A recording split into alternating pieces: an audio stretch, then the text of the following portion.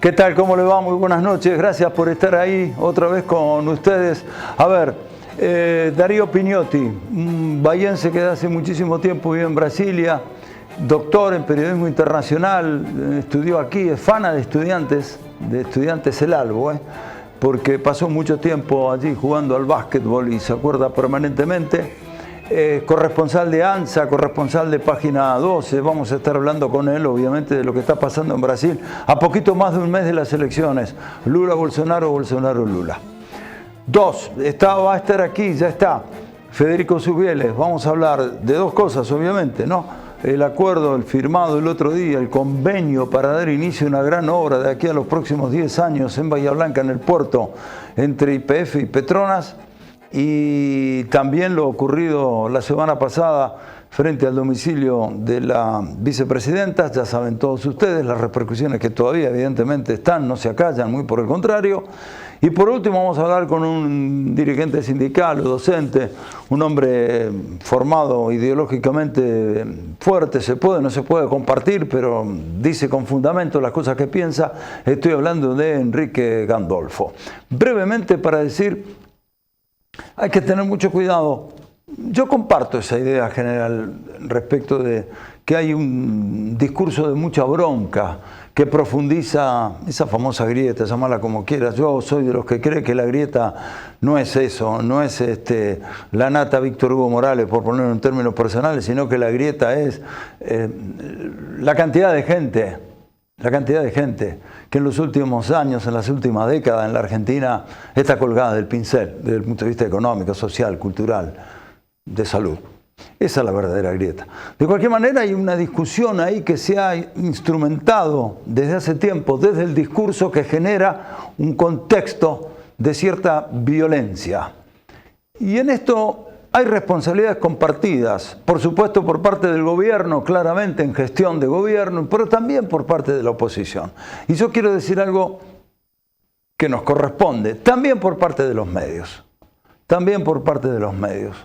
Habemos, no me quiero separar, habemos muchísimos medios, muchísimos periodistas, consagrados, no consagrados, que están, digamos, o estamos en esa línea que no corresponde, porque la tarea debe ser ejercida como cualquier otra tarea, no importa la magnitud, debe ser ejercida con responsabilidad. Uno puede tener su pensamiento político, por supuesto, puede tener su acercamiento político, por supuesto, puede tener su concepción ideológica, por supuesto. Uno es un sujeto, no es un objeto. Por lo tanto, como siempre digo, está cargado con sus propias subjetividades y las pone de manifiesto. Aunque no quiera ponerlas de manifiesto, salen naturalmente porque uno solo es lo que es y anda siempre con lo opuesto, como diría el amigo Serrat. Ahora, una cosa es eso y otra cosa es fogonear sobre la base de intereses no confesados. Y eso es lo que está pasando hoy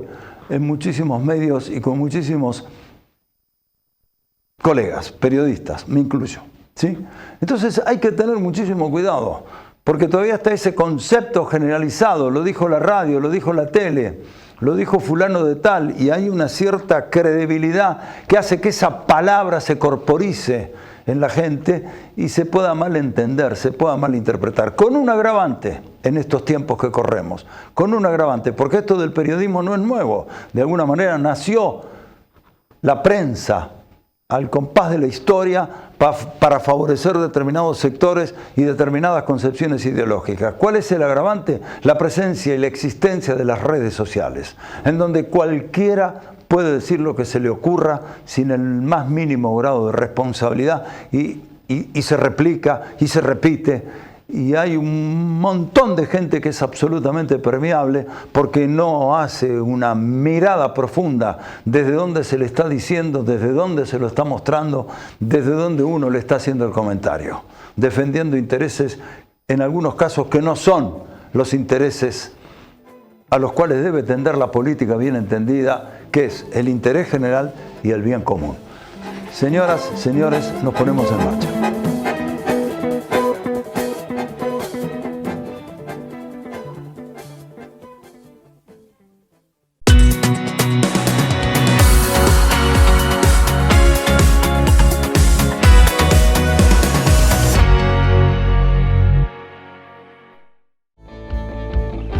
Profértil, amamos ser de la tierra del alimento.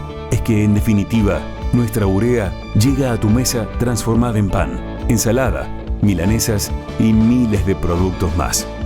Porque somos de la tierra del alimento. Y en ese origen está todo. Profértil.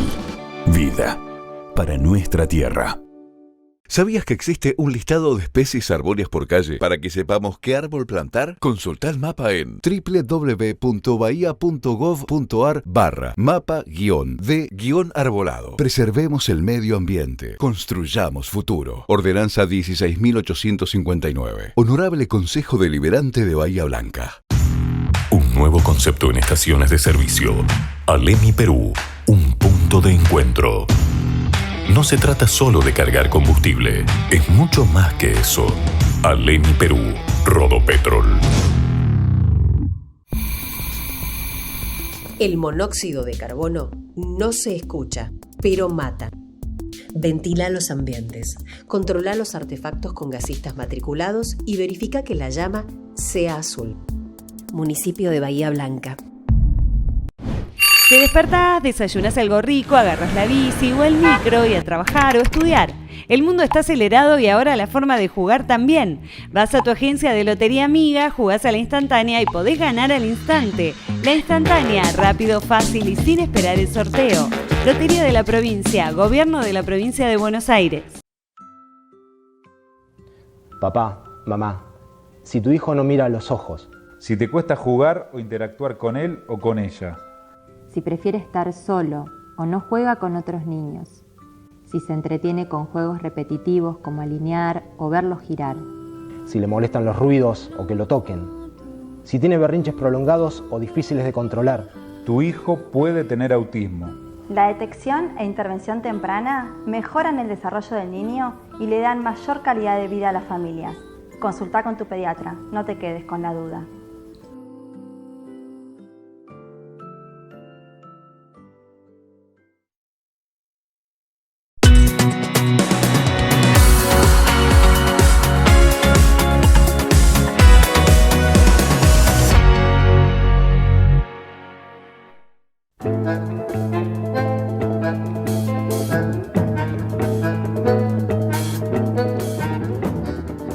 Bien, como lo decíamos en la apertura, luego de haber conversado, eso va a venir dentro de un ratito, me estoy confundiendo.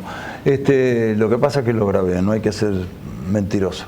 Grabamos la nota con Darío Pignotti, pero después del editorial decíamos que, entre otros, iba a estar aquí Federico Subieles. Y acá está Federico Subieles. ¿Cómo te va? ¿Cómo estás, Luis? En realidad, habíamos programado esta nota para que nos hablase de lo que pasó el jueves allí en Buenos Aires, que estuviste, el acuerdo Petronas-YPF, y a las 2 horas la realidad se disparó por otro lado, ¿no? Primero te voy a pedir una reflexión de eso, de lo que pasó con Cristina Kirchner y de las repercusiones que todavía está teniendo, ¿no? En primer lugar, que nada, es una imagen brutal, digamos, que grafica, digamos, perfectamente el nivel de violencia política en el cual estamos viviendo, ¿no? Que es una espiral, un loop que se vive retroalimentando en forma permanente y que pasado unos días, digo que lamentablemente ese loop sigue, digamos, ¿no? Creo que si no hay una decisión de fondo, ¿no?, de la dirigencia política de volver a retomar un debate serio, digamos, que discuta modelos de país, de ciudad, de provincia, de una manera adulta, con agendas concretas y predomine el camino más corto, la manera de instalarse, de ganar notoriedad, que lamentablemente es a través del odio, de la descalificación y de la frase estertoria, digamos, que te genera un gran impacto. Que sirva para un título. Mientras sigamos por ese camino, la verdad que vamos por un sendero muy difícil, ¿no? Mientras sea más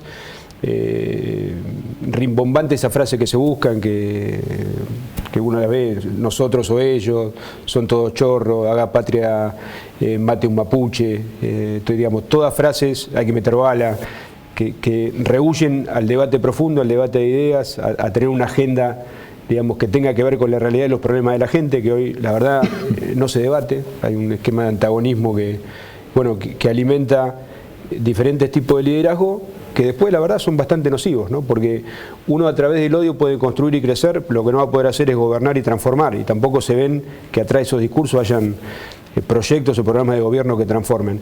Y lamentablemente no es un tema que pase solamente en la Argentina. Uno ve cómo llegan determinados liderazgos a primeras magistraturas a nivel mundial que dan una inseguridad global, ¿no? Nosotros fuimos a hablar con el embajador de Corea, hablaba lo que le pasa en Corea del Norte, tuvimos un perfil como Donald Trump en Estados Unidos, Bolsonaro en Brasil, digamos, perfiles muy lejos de lo que es un estadista, que generan a nivel global mucha inseguridad. Y en el caso de la Argentina, como hombre de la política, ¿no crees también que, digamos, hay responsabilidades compartidas? El que está en la gestión, el que está en la oposición, no habría que... No digo un manto de piedad, pero muchachos, pongamos un poquito de calma. La gente está preocupada por el valor. Es importante hacerlo. La gente está preocupada por el valor de la manteca, por cuánto vale el yogur, por cuánto vale la leche. La gente tiene problemas. Si encima le metemos ficha con todo la cabeza te explota. Hay que tratar de salir. A veces es difícil. Y a veces también, muchas veces la agenda mediática te lleva hacia otro lugar. Por supuesto. El que tiene que decidir emprender un camino distinto es la dirigencia política. No estoy poniendo en el lugar de la comunicación, al lugar que entiendo que muchas veces... Yo le asigno, muchos no están de acuerdo y está muy bien que no estén de acuerdo. Yo le asigno muchísima importancia a ese punto en función de lo que está pasando últimamente. Algo de esto dijimos en el editorial. Yo le asigno mucha importancia, porque si va todos los días rataplum, rataplum, rataplum, todo el mundo va a creer que rataplum, rataplum, rataplum. Yo creo que hay que volver a, digamos, la discusión profunda. Hay que tratar de frenar, hay que tratar de salir de este ámbito, pero la verdad que no soy optimista, lamentablemente lo digo. Sí creo que hay que, particularmente lo que creo que, y me voy a esmerar por hacerlo, es empezar a construir una mayoría que vea las cosas de otro lugar, ¿no? y que entienda esto, digamos, de la necesidad también de tener debates más profundos.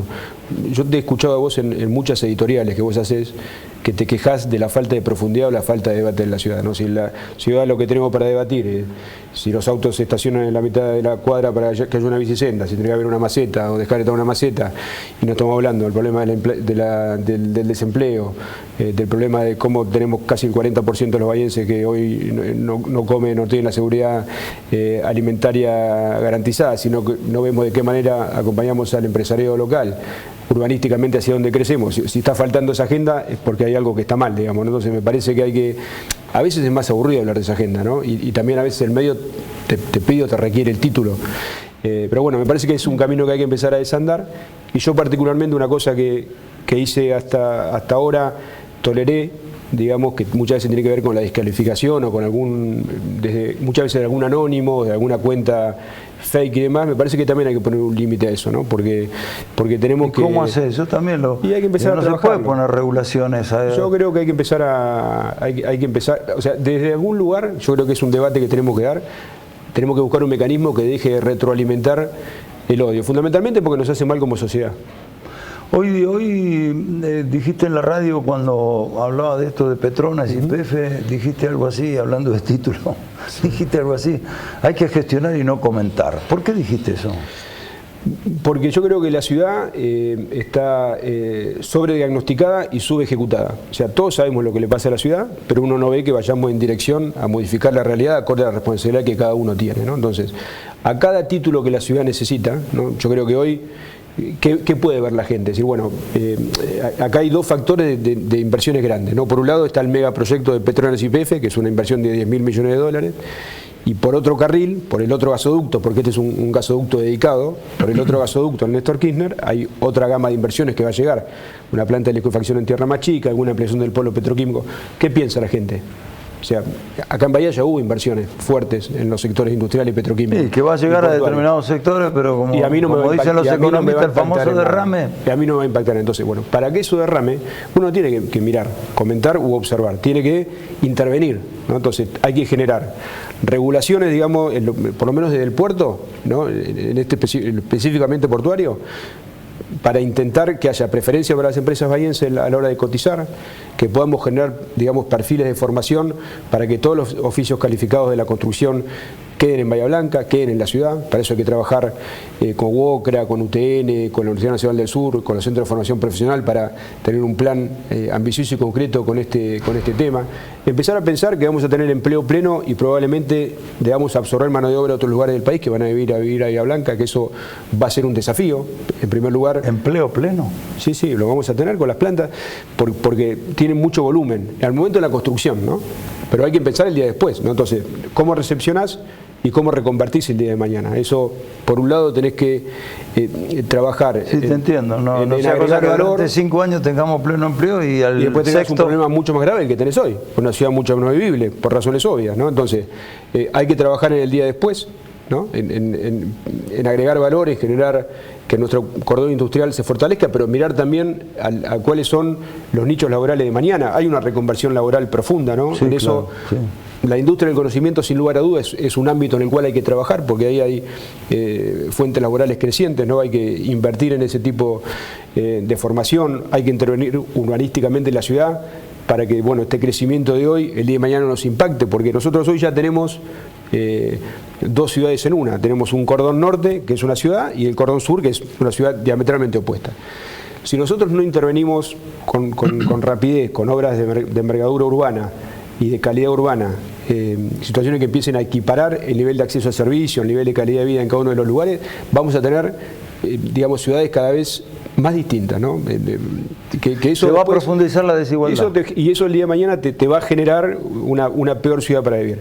A mí me gusta siempre ver la mitad del vaso lleno. O sea, Bahía tiene una enorme oportunidad. Creo que, como te lo dije hoy por la mañana y te lo repito ahora, es importante gestionar con una agenda concreta, que también, volviendo al principio de la conversación, es la mejor manera de saltar las grietas, ¿no? Si nosotros tenemos una agenda concreta, específica, digamos, la gente nos va a poder medir por lo que hacemos, por lo que exhibimos y por los resultados que le damos, en algo que tiene mucho más que ver con lo que le pasa a la gente cada día y no en cómo nos caracterizamos, digamos, un sector político con otro, que no le soluciona nada a la vida de la gente. Estás hablando, haciendo este diagnóstico como intendente del puerto, intendente de Guay, ¿o porque querés ser el ciudadano que quiere ser intendente el año que viene? No, como una persona muy comprometida con su ciudad, que, digamos, que le eligió, digamos, como ámbito de poder volcar todo lo que he adquirido hasta ahora en materia de gestión. Y tengo el 100% de mi energía puesto en eso. Desde mi rol actual, poder cumplir con la expectativa que tengo y también poder involucrarme y generar todas esas mesas necesarias que tenemos en la ciudad. La verdad que siento que tenemos una enorme oportunidad y no quiero que la dejemos pasar. Yo soy un optimista, a veces sin demasiadas ilusiones, como hace mucho tiempo lo dijo Adolfo Canitrot, un economista del equipo de Alfonsín. Le preguntaron si era optimista y dijo sí, pero no tengo demasiadas ilusiones. A veces me pasa eso.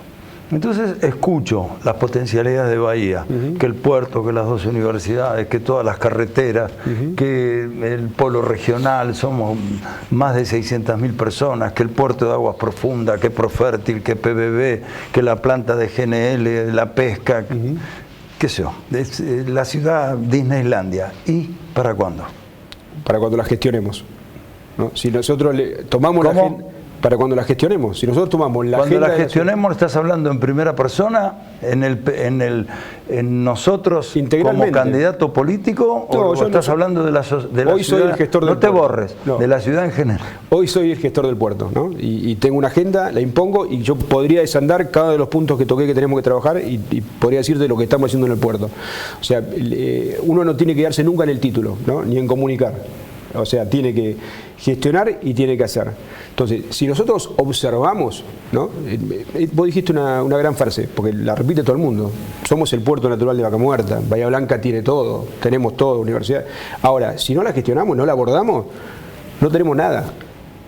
Si la gestionamos, tenemos todo y potencialidad para crecer y para generar una ciudad distinta. Ahora, eso requiere de una línea de tiempo, una línea de trabajo, de profesionalidad y de involucrar a los mejores.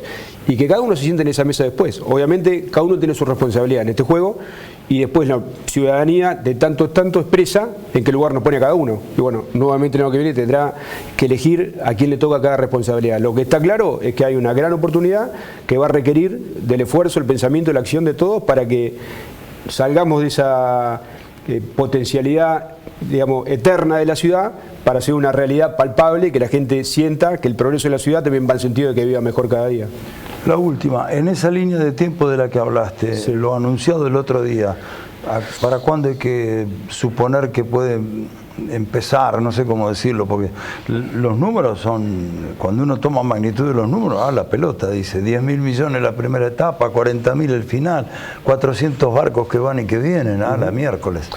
Los 430 barcos, digamos que es el final del plan de inversión. Cuando llegaremos a 40.000 millones de dólares de inversión, estamos hablando de un plazo de 10 años. Para ver 10 años. Sí, para tomar una idea, 40.000 millones de dólares es casi el total del préstamo del Fondo Monetario Internacional al gobierno argentino en el 2018. Es un monto muy importante.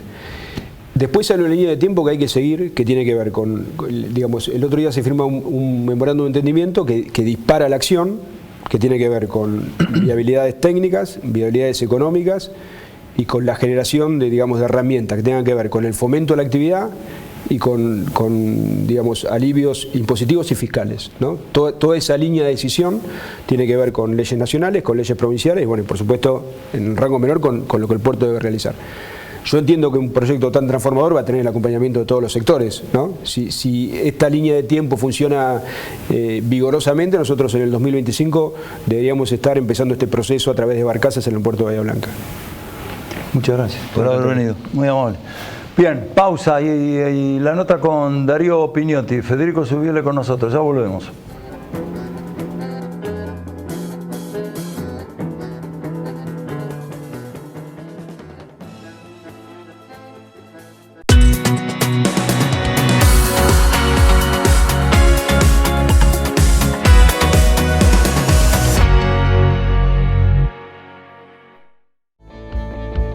En Profértil, amamos ser de la tierra del alimento. Es que, en definitiva, nuestra urea llega a tu mesa transformada en pan, ensalada, milanesas y miles de productos más. Porque somos de la tierra del alimento. Y en ese origen está todo. Profértil. Vida. Para nuestra tierra. Un nuevo concepto en estaciones de servicio. Alemi Perú. Un punto de encuentro. No se trata solo de cargar combustible, es mucho más que eso. Alemi Perú, Rodopetrol. El monóxido de carbono no se escucha, pero mata. Ventila los ambientes, controla los artefactos con gasistas matriculados y verifica que la llama sea azul. Municipio de Bahía Blanca. Te despertás, desayunas algo rico, agarras la bici o el micro y a trabajar o estudiar. El mundo está acelerado y ahora la forma de jugar también. Vas a tu agencia de Lotería Amiga, jugás a la instantánea y podés ganar al instante. La instantánea, rápido, fácil y sin esperar el sorteo. Lotería de la Provincia, Gobierno de la Provincia de Buenos Aires. Nuggets, tecnología en comunicación visual, carteles luminosos, gigantografías, todo en LEDs y letras corpóreas, señalización e imagen corporativa, cartelería de seguridad y vial, gráfica vehicular, Patricios 639, Bahía Blanca.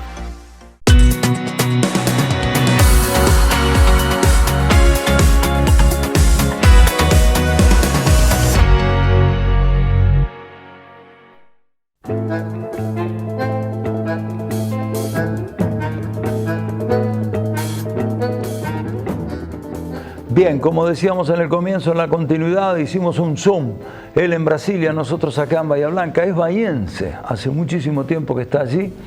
Estoy hablando de Darío Pignotti. Escuche con atención la nota. Mi querido y estimado periodista bahiense, consagrado internacionalmente, Darío Pignotti. Qué gustazo, ¿cómo estás? Y todo gratis. Un abrazo. Luis, un gustazo saludarte como siempre, hablar con vos. Se te ve muy bien. Con cara de medio loco por mucho trabajo, ¿no?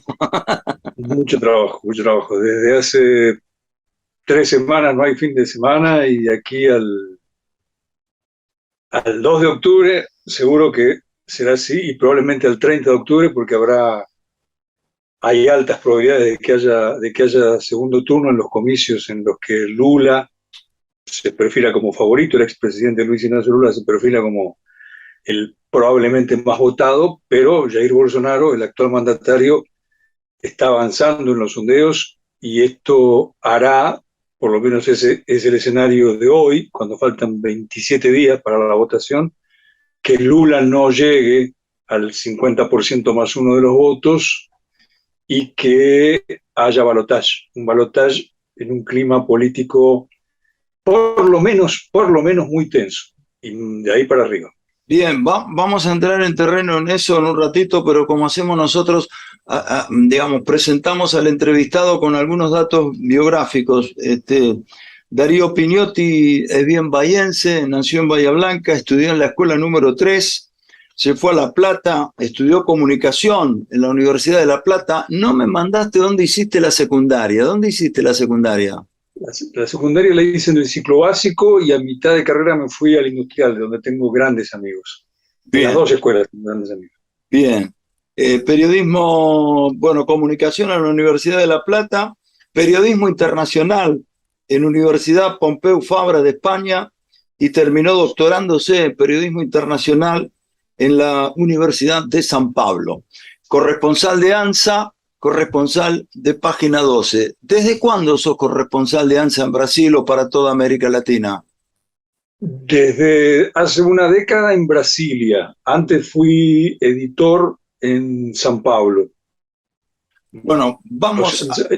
En San Pablo desde el 2006 más o menos. Vamos al terreno que más o menos estuviste pintando. Punto 1. ¿Existe la posibilidad de una segunda vuelta hoy a 20 y pico de días de las elecciones en Brasil? Esa es la probabilidad. La posibilidad de que Lula supere el 50% de los votos se va disipando con el correr de los días.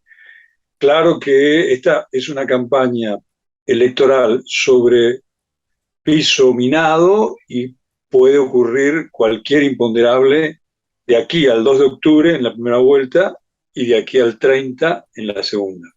Insisto mucho en eso porque sí. Nos parece que una forma de contar bien hacia el exterior lo que pasa en Brasil es que no se confunda a estas elecciones con las de un país normal. No estamos hablando de un país de una normalidad sueca, estamos hablando de un país de una normalidad mexicana, argentina o chilena. Aquí hay un factor militar gravísimo que puede hacer que todo explote. ¿Por qué decís eso, Darío? Amplíalo un poco esa idea, ese concepto. Dentro de 2 días habrá en Brasil 2 actos militares, ambos encabezados por Bolsonaro, que hoy volvió a repetir hace horas, que quiere que haya manifestantes para amenazar al Supremo Tribunal Federal y advertir que no están dispuestos a reconocer una victoria si esta no es legítima. Lo dijo hace 2 horas acá. En Brasilia, por ejemplo, hoy 2 jueces de la Corte, hablando off the record, dijeron: no sabemos lo que puede pasar en el Palacio de Justicia el próximo miércoles. Hay temor de que lo invadan. ¿Y qué significaría eso que viene anunciando directamente? ¿Vos estás o flota en el ambiente, como en otras oportunidades en Brasil, un eventual golpe de Estado? Lo que ocurre, entiendo que en estos casos lo mejor es evadir las especulaciones e ir a las informaciones para que no se hagan suposiciones sobre suposiciones. 2 jueces de la Corte están diciendo que no saben si el Palacio de Justicia va a ser invadido el próximo miércoles. El presidente dijo en los últimos 5 días 2 veces que estaba orgulloso de haber distribuido 1 millón de armas y que esperaba que se haga respetar el resultado, porque él especula con que pueda haber un fraude cuando las urnas y el sistema electoral son del Estado brasileño. Y por último, solo como 3 elementos para que los barajes y para que el público los tome en cuenta, los 3 son citas, no son impresiones mías. El secretario general del Partido de los Trabajadores, el de Lula, nos dijo hace muy poco en una entrevista que ellos consideran que es cierto que Bolsonaro está preparando un asalto al Capitolio, como el que ocurrió en Estados Unidos en 2025, al uso tropical, pero también aclara, este dirigente obviamente es del PT, es una versión interesada, que él entiende que esto no va a ocurrir. Si lo que cuenta aquí es mi impresión, te diría que en un 70% esto no va a ocurrir, pero en un 30% hay riesgo. Y si no ocurre eso, de que haya un estallido, una inestabilidad, un hecho imprevisible. Por eso nos parece que nuestro trabajo en general es el de traducir lo que pasa en el país para otros. Y muchas veces se tiende a entender a estas elecciones como si fuesen unas elecciones en las que el público vota, se recuentan los votos, se van a casa, el que gana se queda con la presidencia y el que pierde no. Lo más probable es que esto ocurra, pero no es eso todo lo que puede ocurrir. Intento ser lo más escueto porque hay mucho para contar, pero en poco tiempo no se puede, y porque entiendo que lo que te interesa a vos y a tus televidentes es tener la versión más fidedigna de lo que está pasando hoy en Brasilia. El próximo miércoles es el desfile militar, el primero acá y el segundo en la playa de Copacabana, algo de lo que no hay antecedentes en la historia moderna de Brasil.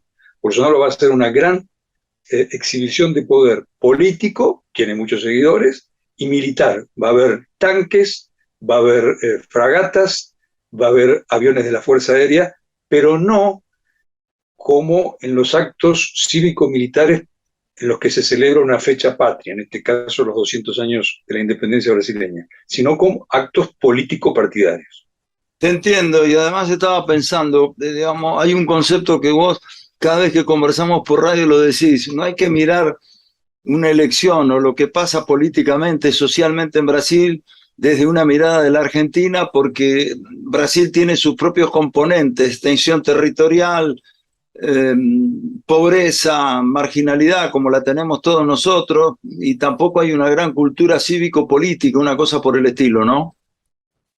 Brasil es un país muy distinto a los demás de América Latina. Tal vez pueda decirse, no con rigor académico, que es el menos latinoamericano de los países, o el único que no tiene una historia hispanoamericana. Ellos son herencia de la conquista portuguesa, y en ese origen hay muchas diferencias que se vuelven presentes. O sea, esto no es una cavilación teórica o historiográfica, es algo que se palpa, es algo que se constata y que uno lo mide cotidianamente trabajando con noticias y las coteja con las que llegan de México, las que llegan de Argentina, las que llegan de Chile. Es distinta la cultura política, es distinto el sistema de partidos, es un sistema de partidos muy joven. En Brasil no existe nada parecido al peronismo y al radicalismo, partidos con décadas de antigüedad. En Brasil los periodos de excepción política han sido mucho más largos incluso que Argentina. Un dato, Luis, en Argentina hubo una dictadura entre el 76 y el 83. En Brasil hubo otra entre el 64 y el 85, pero cuidado, cuando terminó la dictadura brasileña, en el 85, a diferencia de lo que ocurrió en Argentina, en el 83 no hubo elecciones, hubo un colegio electoral, de manera que en Brasil solo se votó por un presidente por primera vez en el 89. Son muchos años de diferencia con Argentina. Entiendo perfectamente. Y a propósito de esta recorrida y esta mirada, digamos, hoy la región tiene esta gran elección, por decirlo de alguna manera, Lula, Bolsonaro. Ya sabés obviamente lo que pasó ayer en Chile y ya sabés lo que pasó la semana pasada en la Argentina, cuyas repercusiones evidentemente todavía subsisten y van a estar durante muchísimo tiempo. ¿Qué análisis global desde allí podés estar haciendo de estas tres circunstancias y cómo pueden afectar el proceso democrático en la región? En esto sí tengo una opinión no categórica, pero formada después de sedimentar muchos elementos. Las elecciones del 2 de octubre son las más importantes de América Latina desde el inicio de este siglo. Lo que ocurre en Brasil, como lo dijo Nixon hace décadas, en 1970, al recibir a un presidente un presidente brasileño, Ernesto Garrastazu Médici, hacia donde vaya Brasil va a América Latina. No sé si eso es tan taxativo, pero cierto que o Brasil restablece la normalidad democrática en estos comicios o continuará una pendiente hacia el autoritarismo. Por supuesto que acá repercutió y en una forma considerable lo ocurrido, el intento de atentado contra la expresidenta Cristina Fernández el viernes pasado, pero al mismo tiempo te respondería, Luis, que mucho más es lo que va a repercutir en toda la región cuál sea el resultado de estos comicios. Yendo a algo que entiendo te interesa en particular, que es de qué manera reverberó lo ocurrido en Buenos Aires el jueves pasado a la noche. Esa misma noche Lula convocó a una reunión, el candidato presidencial y expresidente Lula convocó a una reunión para revisar su esquema de seguridad. Y cuidado, porque Lula ya participa en los actos con chaleco antibalas. Y ya hubo un dirigente del PT asesinado hace 1 mes y medio por un activista que dijo, acá el que manda es Bolsonaro, y le pegó 3 tiros en la cabeza. De manera que, claro que hay temor a la existencia de lo que así se llama en el argot policial o de las fuerzas de seguridad, surja en Brasil un lobo solitario, y mucho más en Brasil, porque como te decía hace un minuto, desde que Bolsonaro llegó al gobierno a la fecha, distribuyó 700.000 armas, o no distribuyó, liberó la venta y eliminó prácticamente, o en gran medida, los controles de 700.000 armas, muchas de ellas fusiles de guerra, que están en manos de personas sobre las cuales muy poco se sabe. Entre esos 700.000, ¿habrá 10, 15, 8 o 100 lobos solitarios? Es sensato suponer que sí. Te quiero formular la última pregunta a propósito de todo esto y de lo ocurrido la semana pasada en la Argentina.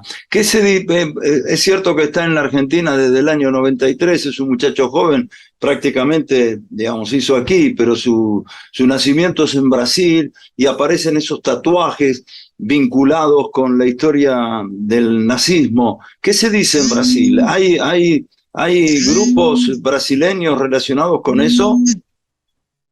Nosotros a partir de ese episodio hicimos algunas averiguaciones acá y ninguna de ellas nos permite decir que haya entre el magnicida fallido de Buenos Aires y los grupos de ultraderecha de Brasil una conexión directa, pero sí, siguiendo el indicio de los tatuajes, observamos algo y después nos fue corroborado aquí, que por lo menos uno de los 3 tatuajes, los 3 son de origen nazi, pero uno de ellos, un sol negro, coincide con el que habrían usado muchos activistas de ultraderecha en Brasil, y en particular en Brasilia el año pasado. Este 7 de septiembre se van a celebrar los 200 años de la independencia brasileña.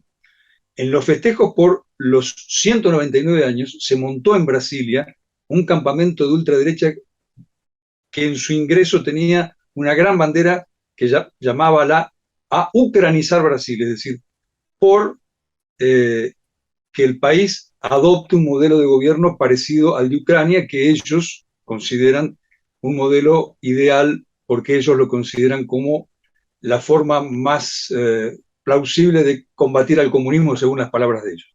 Esos tatuajes se vieron mucho aquí en Brasil. Habría que averiguar si el agresor de Buenos Aires tiene vínculos con los de aquí. Lo único que te puedo decir, pero es una pista. Bueno, Darío, querido, me olvidé de decirte algo en la presentación que para vos es muy importante y ratifica tu condición de bahiense. Fanático del Albo, fanático de Estudiantes. ¿Es así? Indudablemente, fanático de Estudiantes, un mal jugador de básquet, pero que sí militó en ese club que tiene su estadio en la calle Santa Fe 51, a la que he ido cientos, calculo que algunos miles de veces desde que era niño hasta que era adolescente, y donde guardo muchísimos amigos hasta la actualidad. Muchísimas gracias, Darío, gracias. Volvemos enseguida, en la parte final, con Enrique Gandolfo.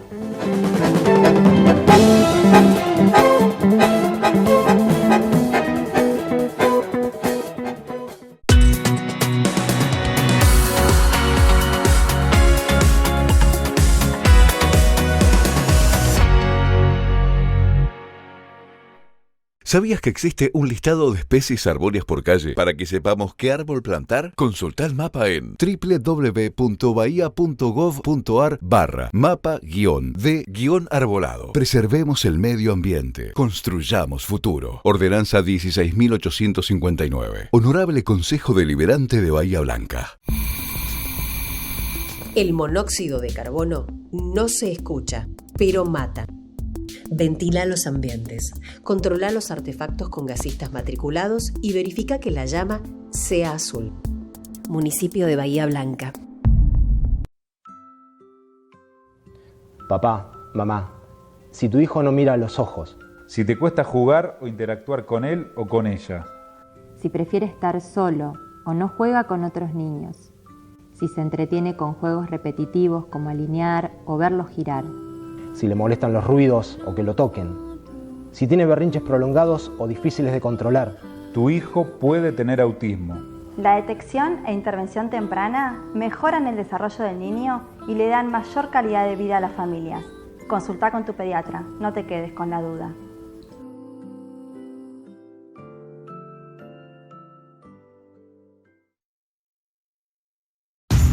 Un nuevo concepto en estaciones de servicio. Alemi Perú, un punto de encuentro. No se trata solo de cargar combustible, es mucho más que eso. Alemi Perú, Rodopetrol. Nuggets, tecnología en comunicación visual, carteles luminosos, gigantografías, todo en LEDs y letras corpóreas, señalización e imagen corporativa, cartelería de seguridad y vial, gráfica vehicular, Patricios 639, Bahía Blanca.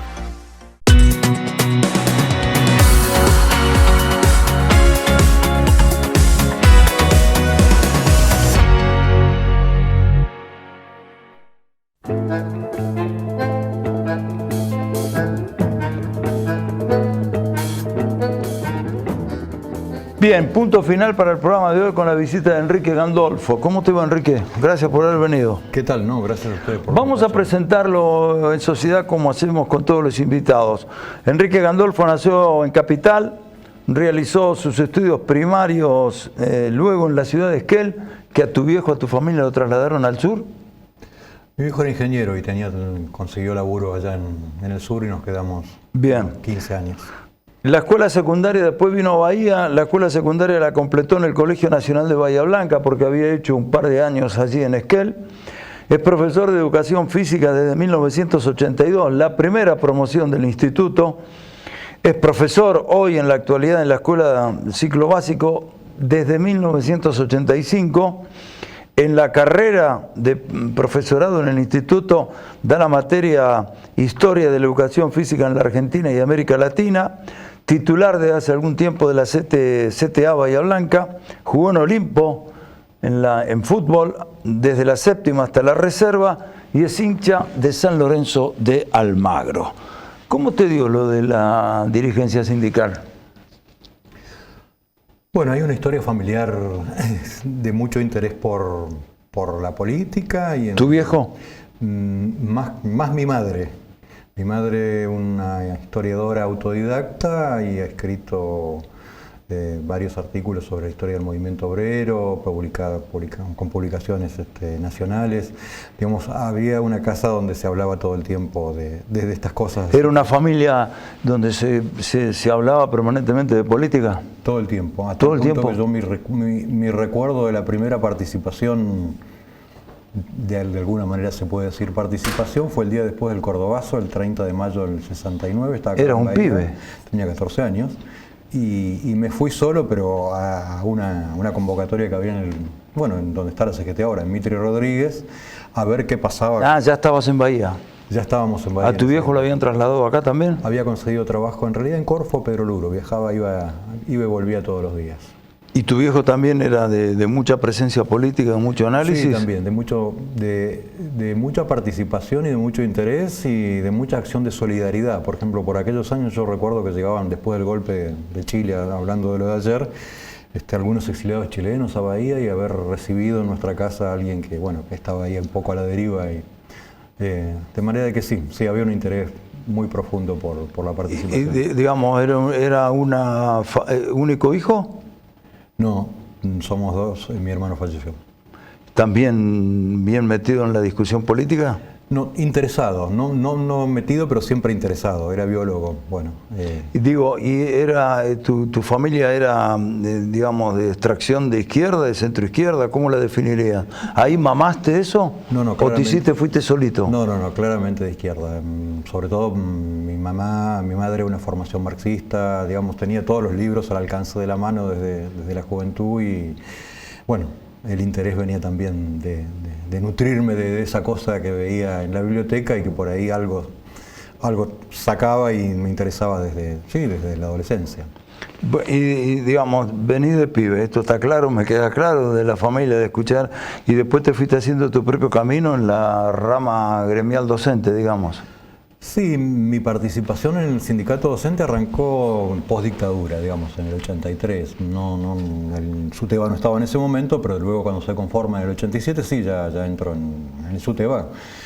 Con participación, no con presencia en la comisión, que nos costó muchos años conseguir ganar el sindicato, pero la participación desde ahí fue siempre activa y permanente. Y digamos, desde tu mirada izquierdista, marxista, ¿cómo estás viendo esto que estamos viviendo? Sí, con un mundo patas para arriba. Qué momento complejo, ¿no? Lo primero, obviamente, es la condena sin atenuantes al atentado, ¿no? Eso tiene que estar en primer lugar en cualquier posicionamiento nuestro, pero junto con ello, el preguntarnos si no hay discursos que están habilitando ese ejercicio de la violencia. Yo no tengo la menor duda. Claro, que los hay. Y que incluso no solo van dirigidos contra la vicepresidenta y contra el movimiento político que ella encabeza, sino que discursos permanentes de hostigamiento, de discriminación hacia los más pobres, hacia quienes cobran un plan, utilizar términos como feminazis por las feministas, despreciar a quienes se preocupan por las cuestiones ambientales con términos ofensivos y agresivos, digamos, hay toda una habilitación, entiendo yo, que habilita, digo, no cualquiera que hace ese discurso empuña un arma y apunta contra la vicepresidenta, pero que de alguna manera hay un estímulo social y en medio de una sociedad además que está fuertemente decepcionada porque los sucesivos gobiernos han defraudado sus expectativas de mejorar, del progreso social y de todas las cosas que se prometen en las campañas y luego que no se cumplen, una sociedad fuertemente tensionada, ¿no? fuertemente tensionada por el principal antagonismo, ahora a veces se le llama grieta al antagonismo, creo que no es el político, es la enorme desigualdad social que atraviesa nuestra sociedad, ¿no? Por Entonces, supuesto. Esas desigualdades enormes, agravadas por algunas políticas en curso, agravadas por el sometimiento al FMI, Massa viaja para tratar de acordar de acá a fin de año el cumplimiento de las metas, bueno, generan una situación de enorme tensión y de conflicto y de antagonismos sociales. Habría que preguntarse también si no hay sectores del poder interesados en habilitar este ejercicio de la violencia como amenaza hacia las libertades o hacia derechos conquistados. ¿A quién le sirve ese ejercicio de la violencia? La historia de nuestro país, la bala que no salió y que iba apuntada a Cristina, no está precedida de otras muchas balas que salieron y que apuntaron contra Maldonado, contra Rafael Nahuel, contra Elías Garay, contra Mariano Ferreira, digamos. Tenemos una historia del ejercicio de la violencia, del poder en general hacia quienes menos tienen, hacia quienes más vulnerados están en sus derechos. Hay que manifestarse contundentemente contra eso, nos parece indudable, ¿no? Sé que por ahí es un ejercicio por ahí agarrado de los pelos, pero en estos últimos días uno se ha preguntado ¿qué hubiese pasado si esa bala salía? Bueno, digamos, creo que conocemos espirales de violencia que aparece un detonante y luego una espiral de violencia en ese sentido. A mí me llama la atención algunos que se hacen los distraídos. Yo el otro día escuchaba a la concejala Valeria Rodríguez, ¿no? Un reportaje en la radio, y ella decía, queremos vivir en paz.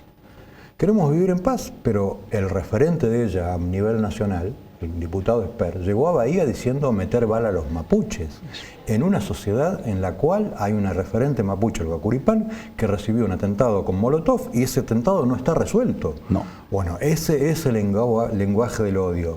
No habilita también otros desenlaces, no está diciendo cosas, bueno, bala a los mapuches, no es y el mismo tipo, el mismo personaje nos acusó hace poco al SUTEBA de ser una mafia de chorros, de vagos.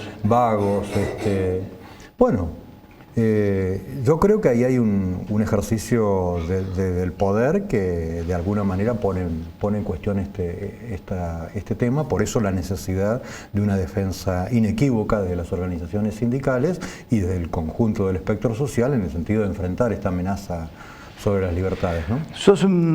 Claramente sos un tipo politizado, comprometido, entonces lo que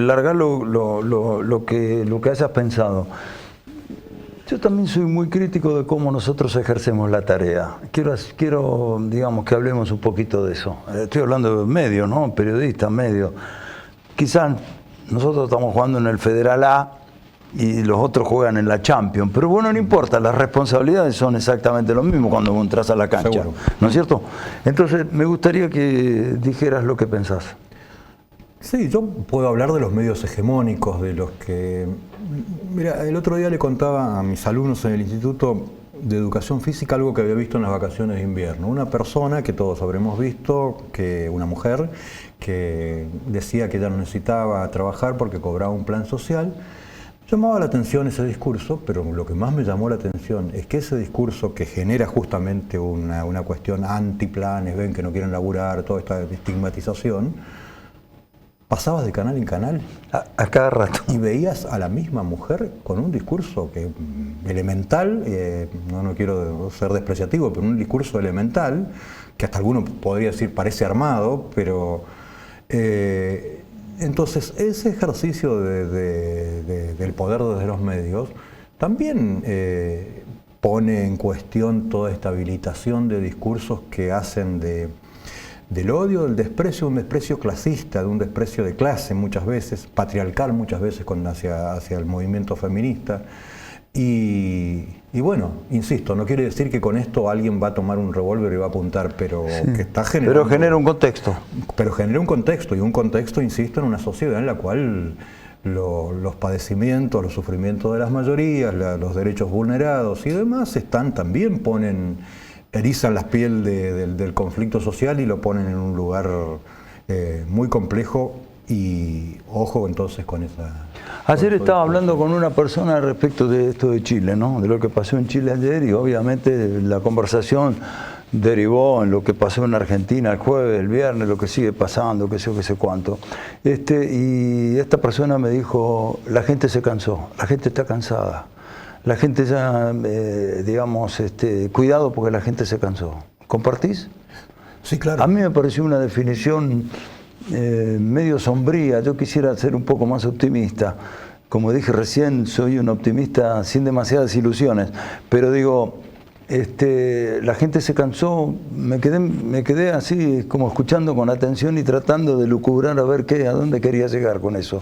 ¿Pensás lo mismo? Sí, y cómo comprender en el caso de Chile que dos años después del estallido no haya sido votada el rechazo a la Constitución heredada de Pinochet todavía, ¿no? Cuando han pasado tantos años.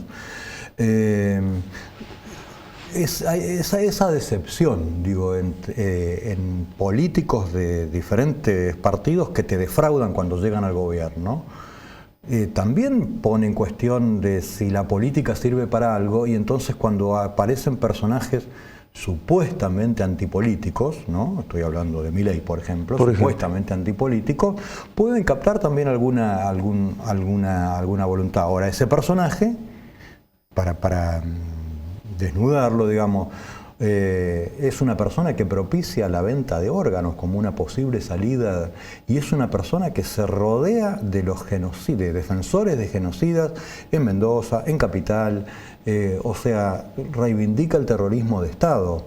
Entonces, la verdad que es preocupante que en todo caso es ese rechazo hacia la política en general que profesa este personaje pueda captar voluntades, sobre todo de me asombra en algunos casos de personas, de estudiantes que tengo más jóvenes, ¿no?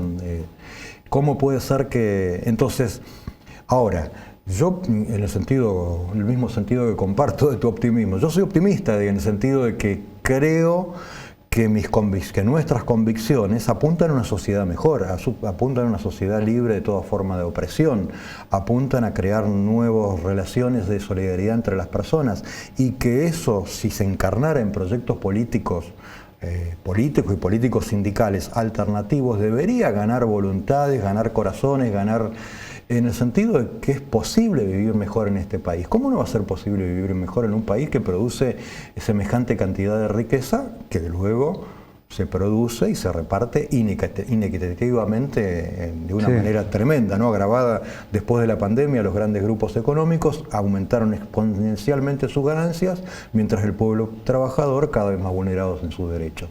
Bueno, mi optimismo pasa porque se pueda construir fuerza colectiva desde allí. Un nuevo pacto democrático, por decirlo de alguna manera. Sí, un pacto y un avance social en un sentido de progreso en favor de las mayorías. Eso hoy no lo vemos, eso está hoy atado a ir al FMI y ver cómo se le paga, y en todo caso proyectar que vamos a ganar reservas entregando los recursos naturales. Es eso la que está en cuestión en estos días, me parece, más allá y el ajuste económico sobre las mayorías, que para nosotros es tremendo que el discurso sea hay que recortar los gastos. ¿Qué se recorta? Educación se recorta, la construcción de jardines y los dispositivos tecnológicos de conectar igualdad para los chicos y las chicas, tan necesarios como lo vimos durante la pandemia, y que no llega todo ni por casualidad. No, ni por casualidad. Y elegimos recortar por ahí cuando un puñado de grandes empresas se apropia de la enorme riqueza social que se produce colectivamente. Bueno, esas cuestiones me parece que hay que empezar a debatirlas también, ¿no? Junto, claro, con el rechazo a la violencia política ejercida de esta manera. Un gusto. Gracias a vos. Por haber venido. Quédate, ya nos vamos. Enrique Gandolfo, punto final, ¿sí? En pocas horas está puesto en YouTube y la seguimos el lunes que viene acá por el canal. Un gustazo, ¿eh? Buenas noches.